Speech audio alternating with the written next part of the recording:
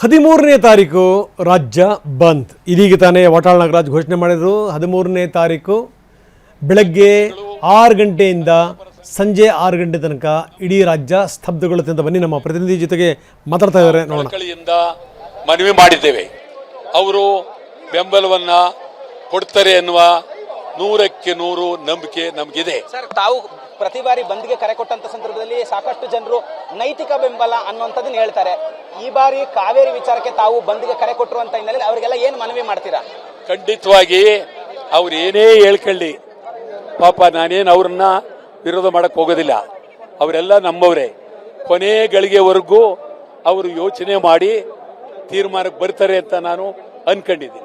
ಈಗಾಗಲೇ ರಾಜ್ಯ ಸರ್ಕಾರ ಭಾನುವಾರ ಸರ್ವ ಪಕ್ಷದ ಸಭೆಯನ್ನು ಕೂಡ ಕರೆದಿರುವಂತದ್ದು. ಆಗಸ್ಟ್ 3ನೇ ತಾರೀಕು ವಿಜಯರು ಕೂಡ ಬರ್ತಿದ್ದಾರೆ. ಆ ಸರ್ವಪಕ್ಷ ಸಭೆಯಲ್ಲಿ ಏನು ತೀರ್ಮಾನ ಆಗೋದಿಲ್ಲ. ಸುಮ್ಮನೆ ಅದು ಸರ್ವಪಕ್ಷ ಸಭೆ ಅಂದ್ರೆ ನಾಮಕಾವಸ್ಥೆ ಸಭೆ. ಆ ದೃಷ್ಟಿಯಿಂದ ಏನು ತೀರ್ಮಾನ ಆಗಲ್ಲ. ಸರ್ವಪಕ್ಷ ಅಂದ್ರೆ ಅವರು ನಾಡಿನ ಶಾಸಕಾಂಗ ಪಕ್ಷ ಮತ್ತು ಹೊರಗಡೆ ಎಲ್ಲರನ್ನೂ ಕರೆದಿದ್ರೆ ಅದು ಸರ್ವಪಕ್ಷ. ಯಾರು ಬೇಕಾಗಿತ್ತು ಅವ್ರು ಬಿಟ್ಟರು. ರೈತ ಸಂಘನ ಕರೆದಿಲ್ಲ, ಕನ್ನಡ ಚಳವಳಿ ಕರೆದಿಲ್ಲ, ಹೋರಾಟಗಾರರು ಕರೆದಿಲ್ಲ. ಆದ್ರಿಂದ ಅದು ಸರ್ವಪಕ್ಷ ಆಗೋಕೆ ಸಾಧ್ಯ ಇಲ್ಲ. ತಾವೇನಾದ್ರು ಭಾನುವಾರದ ಸಭೆಗೆ ಕರೆದ್ರೆ ಹೋಗ್ತೀರಾ ಸರ್? ಭಾನುವಾರ ಸಭೆಯಲ್ಲಿ ನನ್ನನ್ನು ಇದುವರೆಗೂ ಸಂಪರ್ಕಿಸಿಲ್ಲ. ಸಂಪರ್ಕಿಸಿದ್ರೆ ತೀರ್ಮಾನ ತಗೊಳ್ತೀನಿ. ಇವಿಷ್ಟು ಕೂಡ ವಾಟಾಳ್ ನಾಗರಾಜ್ ಅವರ ಮಾತು. ಕ್ಯಾಮರಾ ಪರ್ಸನ್ ಗಿರೀಶ್ ಜೊತೆ ಕಿರಣ್ ಸೂರ್ಯ, TV9 ಬೆಂಗಳೂರು. ಎಸ್, ವಾಟಾಳ್ ನಾಗರಾಜ್ ಇದೀಗ ತನಕ ಮಾತಾಡ್ತಾ ಇದ್ರು. 13ನೇ ತಾರೀಕು ರಾಜ್ಯ ಬಂದ್ ಆಗುತ್ತೆ. ಬೆಳಗ್ಗೆ 6 ಗಂಟೆಯಿಂದ ಸಂಜೆ 6 ಗಂಟೆ ತನಕ. ಹೀಗೆ ಸಾಲು ಸಾಲು ಹೇಳಿದರು. ಎಲ್ಲರೂ ಕೂಡ ಬೆಂಬಲ ವ್ಯಕ್ತಪಡಿಸ್ತಾರೆ ಅಂತ, ಹೋಟೆಲ್ನವರು ಕೂಡ ಬೆಂಬಲ ವ್ಯಕ್ತಪಡಿಸ್ತಾರೆ ಅಂತ ಹೇಳಿದಂಥ ಸಂದರ್ಭದಲ್ಲಿ ಪಕ್ಕದಲ್ಲೇ ಇದ್ದಂಥ ಪ್ರವೀಣ್ ಶೆಟ್ಟರು ಕೂಡ ಹೇಳಿದರು, ಹೌದೌದು ಬೆಂಬಲ ವ್ಯಕ್ತಪಡಿಸ್ತಾರೆ ಅಂತ. ಅದನ್ನು ರಿಪೀಟ್ ಮಾಡಿ ಹೇಳಿದರು, ಅವರೂ ಕೂಡ ಬೆಂಬಲ ವ್ಯಕ್ತಪಡಿಸ್ತಾರೆ.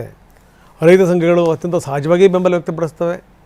ಈ ಮಹಿಳಾ ಸಂಘಗಳು ಯಾವ್ಯಾವಿದೆ ಅವುಗಳ ಬೆಂಬಲ, ಆಟೋ ಚಾಲಕರ ಸಂಘದ ಬೆಂಬಲ, ಈ ಓಲಾ ಊಬರ್ ಚಾಲಕರು ಅವರ ಬೆಂಬಲ, ಜೊತೆಗೆ ಈ ಪ್ರೈವೇಟ್ ವೆಹಿಕಲ್ಗಳೇನಿದೆಯಲ್ಲ ಆ ಯೂನಿಯನ್ನ ಬೆಂಬಲ, ಇನ್ನು KSRTC.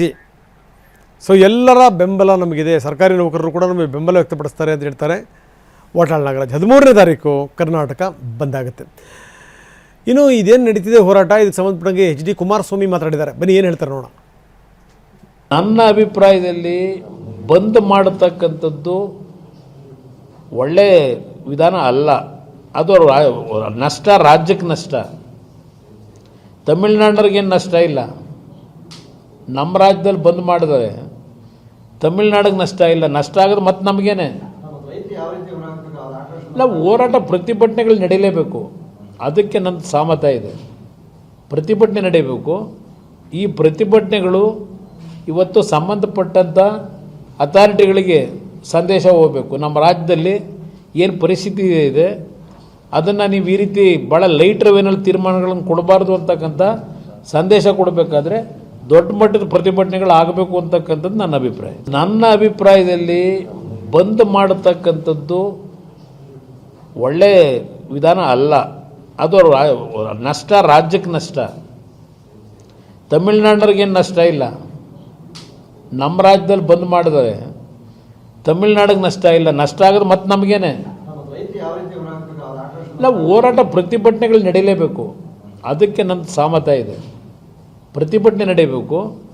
ಈ ಪ್ರತಿಭಟನೆಗಳು ಇವತ್ತು ಸಂಬಂಧಪಟ್ಟಂಥ ಅಥಾರಿಟಿಗಳಿಗೆ ಸಂದೇಶ ಹೋಗಬೇಕು. ನಮ್ಮ ರಾಜ್ಯದಲ್ಲಿ ಏನು ಪರಿಸ್ಥಿತಿ ಇದೆ ನೋಡಿ. HD ಕುಮಾರಸ್ವಾಮಿ ಅವರು ಹೇಳಿದಂಥ ಮಾತಿದೆಯಲ್ಲ, ಅದು ಒಂಥರ ವ್ಯಾಲಿಡ್ ಪಾಯಿಂಟ್. ನಾವೇನಾದರೂ ಬಂದ್ ಮಾಡ್ತಾ ಹೋದ್ವಿ ಅಂತಂದರೆ ನಷ್ಟ ಯಾರಿಗೆ? ನಷ್ಟ ನಮಗೇನೆ ಅಂತಾರೆ ಕುಮಾರಸ್ವಾಮಿ. ಅದು ನಿಜ ಕೂಡ ಹೌದು. ನಾವು ಈ ರೀತಿ ಬಂದ್ ಮಾಡ್ತಾ ಹೋಯಿತು ಅಂದ್ರೆ ನಷ್ಟ ಯಾರಿಗೆ ಹೇಳಿ? ನಮಗೇನೆ. ತಮಿಳ್ನಾಡಿಗೆ ಯಾವ ನಷ್ಟವೂ ಇಲ್ಲ. ಹೀಗಾಗಿ ಏನಂದರೆ ನಷ್ಟ ಮಾಡೋದ್ರಿಂದ ಅಲ್ಲ, ಆದರೆ ಬರೀ ಬಂದ್ ಮಾಡೋದ್ರಿಂದ ಅಲ್ಲ, ಆದರೆ ನಮ್ಮ ಹೋರಾಟ ನಿರಂತರವಾಗಿ ಸಾಗಬೇಕು ಅನ್ನುವಂಥ ಮಾತನ್ನು ಕುಮಾರಸ್ವಾಮಿ ಹೇಳಿದ್ದನ್ನು ನಾವು ನೋಡಿದ್ವಿ.